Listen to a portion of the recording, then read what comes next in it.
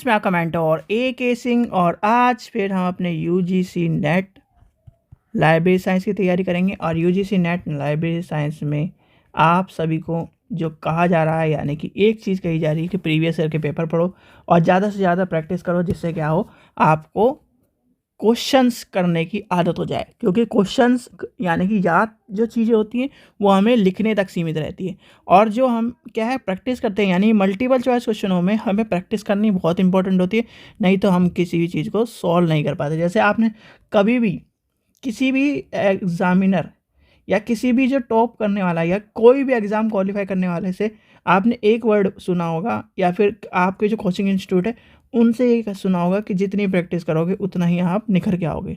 यानी कि आप जैसे कहते हैं ना कि जितना उसे तराशोगे हीरे को उतनी ही रोशनी देगा, वैसे ही आपको जितनी प्रैक्टिस करोगे उतनी ही आपके अंदर से रोशनियाँ निकलेंगी। तो चलिए आज का टॉपिक देखते हैं, लाइब्रेरी रिसोर्स शेयरिंग। ये आपको मैंने कई बार करा चुका है, तो इस टॉपिक को थोड़ा हम नॉर्मली लेके चलेंगे, दूसरा वाला टॉपिक आपका बता देंगे, क्योंकि ये चीज़ ये बस यानी 1 या 2 मिनट का टॉपिक है। आगे चलते हैं। कॉन्सोरेटेड नेशनल एंड इंटरनेशनल, यानी कि नेशनल संस्थान, नेशनल और इंटरनेशनल। और ये अगर आपको कोई इंग्लिश में पढ़ना चाहता है तो इग्नू की बुक में आपको बिल्कुल एक तरह से डिटेल्ड वाइज दिया गया है ना। बुक है, उसका नाम है शायद से रिसोर्स शेयरिंग प्रोग्रामिंग के नाम से ये होगा चैप्टर, आपको मिल जाएगा। चलिए, international,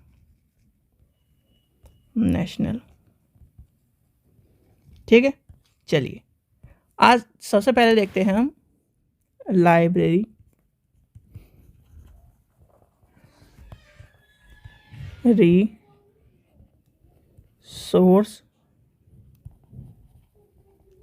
sharing. Library resource sharing क्या होते हैं? यानी कि लाइब्रेरी रिसोर्स शेयरिंग वह पद्धति है जिसमें लाइब्रेरी के रिसोर्सेज जितने भी, यानी कि लाइब्रेरी के यानी पुस्तकालय के संसाधनों की शेयरिंग, यानी शेयरिंग मतलब आदान प्रदान करना, एक तरह से लाइब्रेरी के संसाधनों का आदान प्रदान करना, वह क्या कहलाती है? आपकी लाइब्रेरी रिसोर्स शेयरिंग। और आदान प्रदान करने की प्रक्रिया में हमारी बहुत सारी चीज़ें काम आती हैं। यानी कि जब आप रिसोर्स शेयरिंग की बात करते हो, यानी लाइब्रेरी रिसोर्स शेयरिंग की बात करते हो, तो उससे हमारे क्या होते हैं, संबंध अच्छे होते हैं। कैसे? यानी कि यानी कि ये आपका घर है A, ये क्या है B, और ये क्या है C। यानी कि ये आपका घर है, ये आपके पड़ोसी का घर है, ये आपके नेक्स्ट पड़ोसी का घर है। आपने यानी कि आज है 19 तारीख, 18 तारीख यानी 18 नवंबर 2023 को आपने घर लिया और आप यहाँ रहना स्टार्ट करा। B और C पहले से रह रहे हैं यहाँ। तो आपने क्या किया, आप जब सामान एक तरह से ला रहे थे, सब कुछ सेटल करने के बाद आपने अपने पड़ोसियों से थोड़ी सी बात करनी शुरू करी। तो थोड़ी सी बात करते करते, और यानी कि आज मान लीजिए कोई भी एक्स्ट्रा कुछ भी मानते हैं कि आज दिवाली है, त्यौहार है, तो आपने क्या करा, अपने यानी कि पड़ोसियों को भी अपनी मिठाई देनी, यानी कि अपने तरफ से मिठाई दे के आए, और उनसे क्या होगा, यानी कि आपने जो अपने घर का रिसोर्स था वो शेयर करा। अब रिसोर्स शेयरिंग से क्या हुआ, अब ये क्या होंगे, ये भी आपके हाँ एक तरह से ये मान के चलिए अपना रिसोर्स शेयरिंग करेंगे। तो रिसोर्स शेयरिंग से क्या हुआ, संबंध स्थापित हुए। यानी कि लाइब्रेरी में रिसोर्स शेयरिंग से की जो प्रक्रिया होती है, यानी कि जैसे आपका क्या होता है, दो चीज़ होती है। एक होता है लोन लेना, यानी कि लोन में क्या होता है कि सारी चीज़ों का, और शेयरिंग मतलब एक तरह से जैसे कि आप मान के चलते कि आप जैसे कि मान के चलते हैं, एक एग्जांपल लेके चलते हैं। जैसे आप एग्ज़ाम देने बैठे तो आपका क्या होगा, पेन बेकार हो गया या पेन खराब हो गया, तो आपके संबंध अच्छे हैं, यानी कि आपके पड़ोसी से या आपके किसी भी जो आपका दोस्त है उससे संबंध अच्छे, कोई भी मतलब पूरी क्लास में आपके किसी से संबंध अच्छे हैं, तो आपको कोई भी आपको पेन दे देगा। यानी कि रिसोर्स शेयरिंग का ये बेनिफिट है। रिसोर्स शेयरिंग एक वह प्रक्रिया है जिसमें पुस्तकालय के संसाधनों का, यानी पुस्तकालय के संसाधनों का आदान प्रदान किया जाता है, जिसके द्वारा पर यानी कि क्या है, दूसरे की, यानी कि जो दूसरी पुस्तकालय, यानी कि किसी पुस्तकालय को के हाँ, यानी किसी पुस्तकालय के यहाँ कोई सामान या कोई सामग्री या कोई संसाधन ना हो और वह दूसरी लाइब्रेरी से रिसोर्सेज यानी संसाधनों की मांग करे और वह लाइब्रेरी बी लाइब्रेरी को रिसोर्स शेयर करे, यानी कि रिसोर्स आदान प्रदान करे, तो वह प्रक्रिया क्या कहलाएगी, रिसोर्स शेयरिंग। और रिसोर्स शेयरिंग और रिसोर्स लाइब्रेरी लोन अलग अलग प्रक्रिया है, यानी कि एक में शेयरिंग होती है और एक में पूरी की पूरी लोन की प्रक्रिया होती है। ठीक है, इस पर है दोनों एक ही तरह के पार्ट। ठीक है, इस चीज़ का ध्यान रखना। तो ये आपको समझ में आएगा रिसोर्स शेयरिंग क्या है भाई, ये यानी कि ए आदमी ने बी आदमी को रिसोर्स शेयरिंग करा, किस लिए करा, संबंध स्थापित करने के लिए, अच्छी यानी कि एक तरह से ऑर्गेनाइजेशन को अच्छा दिखाने के लिए, यानी कि पूरी प्रक्रिया, यानी कि आप ये मान के चलिए आप भी अपने रिसोर्स को शेयर करते होगे तो क्या होता है उसके बाद यानी कि संबंध स्थापित होते हैं, यानी कि एक तरह से, यानी कि ये मान के चलिए इसने मेरे बुरे समय में मदद करी थी, तो क्या है वो भी एक तरह से अगर उसकी हेल्प कर सके तो वो करता है। ठीक है, तो चलिए आगे चलते हैं। चलिए अब आगे देखते हैं अगला क्या है, लाइब्रेरी कंसोर्टिया, यानी कि देखते हैं लाइब्रेरी कंसोर्टिया। इसमें क्या पढ़ना है हमें, नेशनल एंड इंटरनेशनल दोनों आपको लिखूंगा, बस आप थोड़ा सा पेशेंस रखिए।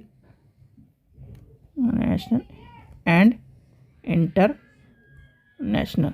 ठीक है, तो सबसे पहले आते ही इसका मीनिंग, यानी कि है क्या।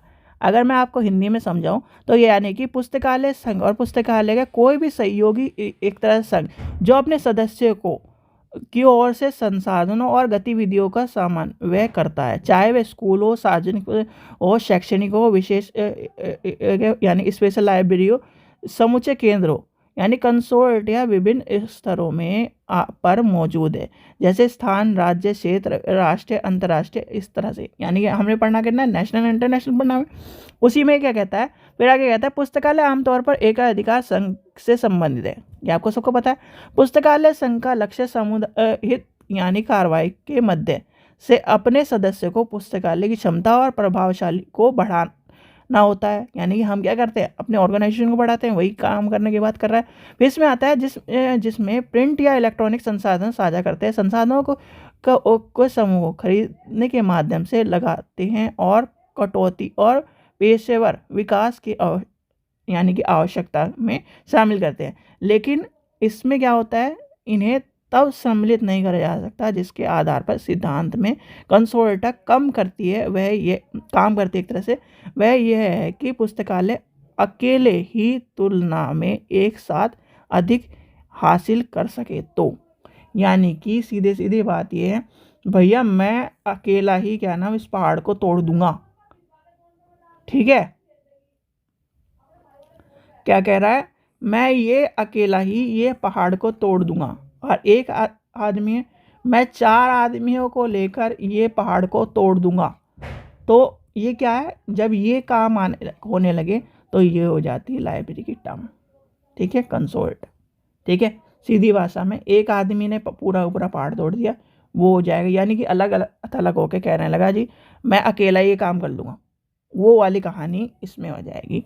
ठीक है, फिर आती है इसकी क्या है, इंटरनेशनल एंड नेशनल, यानी कि नेशनल एंड इंटरनेशनल। नीड क्या है, यानी कि नीड है एक तरह से ये क्या कर देती है, price increase scientific information coordinate with the लोक, यानी कि इसकी जरूरत क्यों है, क्योंकि ये क्या करती है एक तरह से अलग से काम करती है और फास्टर काम करती है, इसका ये रीज़न माना जाता है।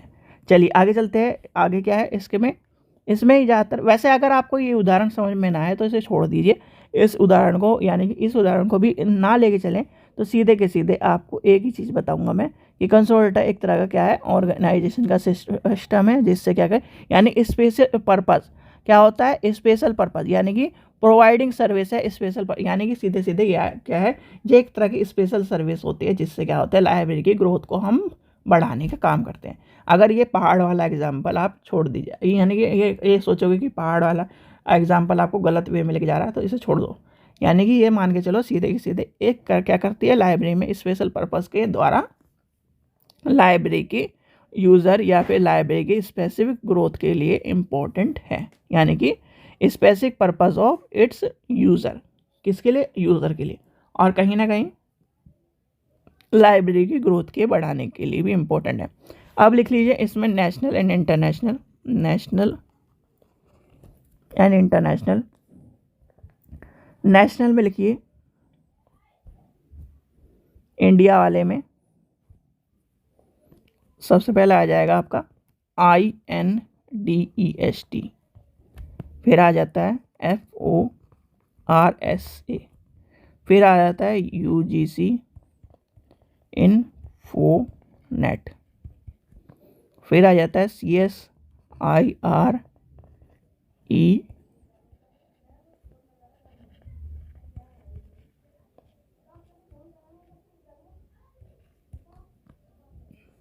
IIM consortium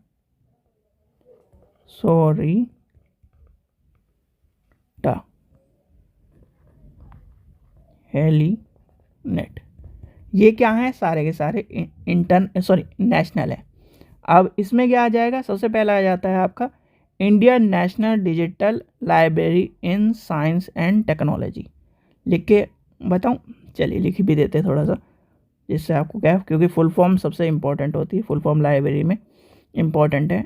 Indian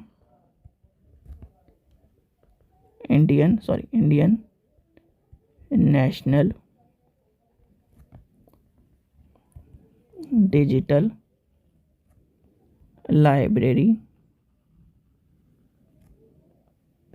in science and technology. दूसरा क्या आ जाता है आपका, दूसरे में आपका आ जाएगा, दूसरे की क्या फुल फॉर्म होगी, सोच के देखिए आप, थोड़ा आप अपने आप भी सोच के देखिए, क्योंकि इस सब चीज़ों से आपको थोड़ा सा आइडिया लग जाता है। चलिए, नहीं आया होगा आपको, क्योंकि ये जो फुल फॉर्म है कहीं ना कहीं ये मान के चलिए मेरे लिए भी नहीं है, क्योंकि मैंने भी इन सब चीज़ों को आज आपको पढ़ाने के टाइम पर ही एक तरह से पढ़ा है। क्योंकि जब चीज़ें हम पढ़ रहे हैं, यानी कि जो चीज़ें हम पढ़े हुए हैं या फिर जो चीज़ें हम एक तरह से अपने एजुकेशन के दौरान पढ़ते हैं वो अलग चीज़ होती है, और जो हम क्या है एकदम पढ़ाने के लिए पढ़ते हैं वो चीज़ें अलग होती है। Sharing in astronomy.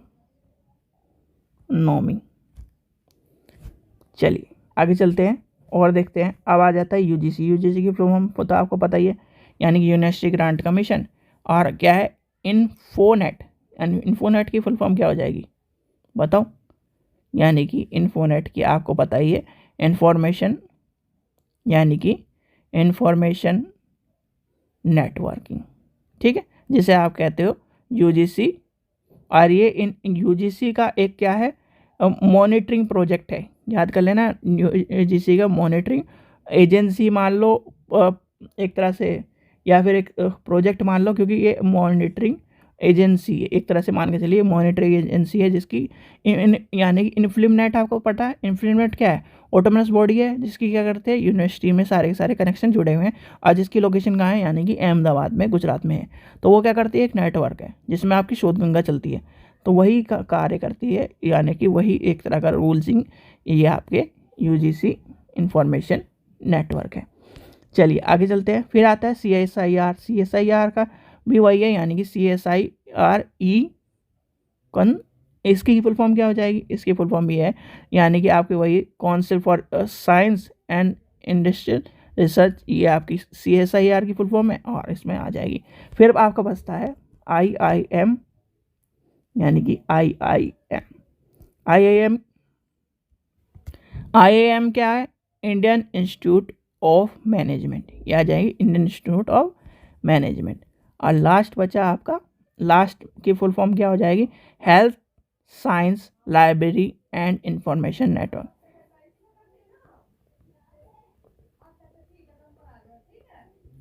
Health science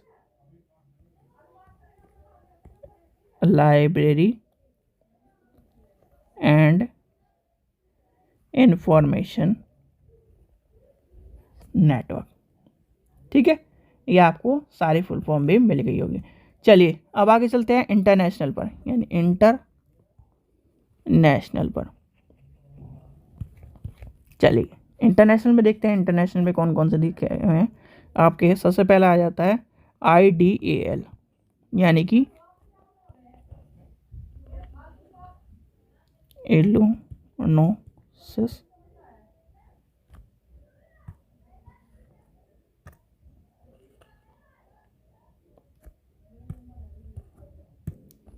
ILLINO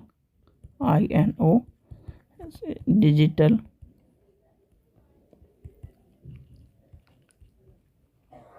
academy library.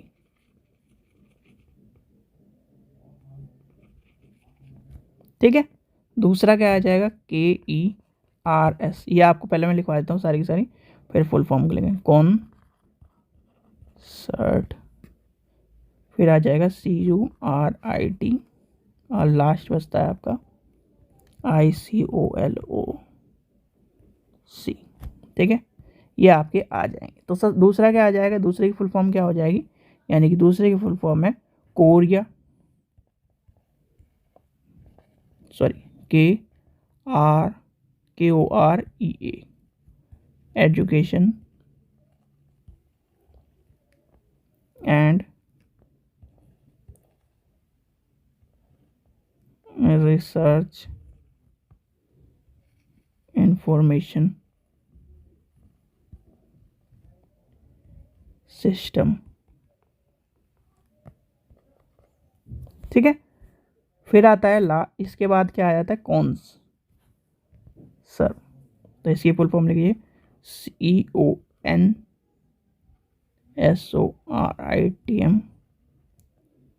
On core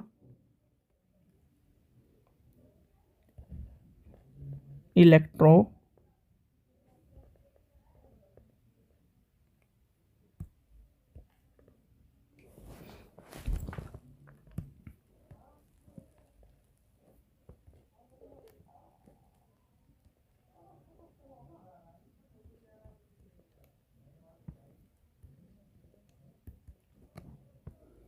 resource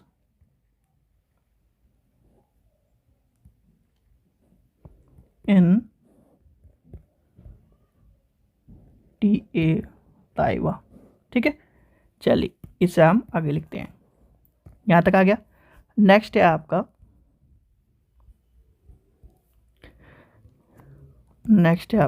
CURL, तो इसकी क्या हो जाएगा कॉन्सोरेटम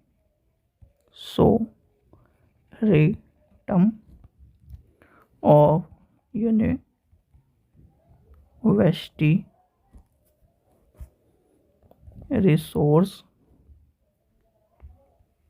रिसर्च लाइब्रेरी।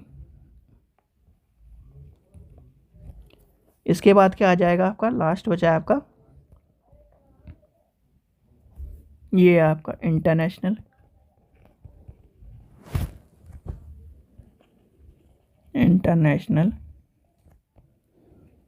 कोएलिशन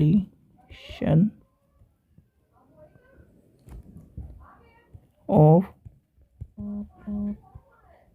लाइब्रेरी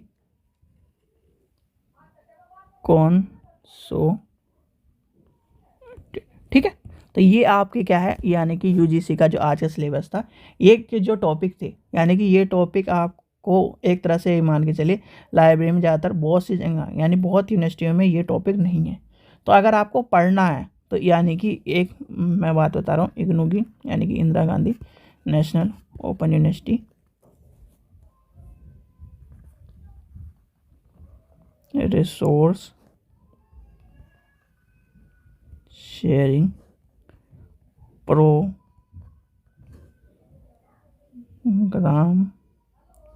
के नाम से ये चैप्टर है और ये इग्नू की बुक है। ठीक है, उसमें आपको बिल्कुल डिटेल्ड में ये टॉपिक मिल जाएगा। ठीक है बच्चों, आशा करता हूँ आपको वीडियो पसंद आई तो लाइक करें, चैनल को सब्सक्राइब करें, वीडियो को ज़्यादा से शेयर करें। Thank you.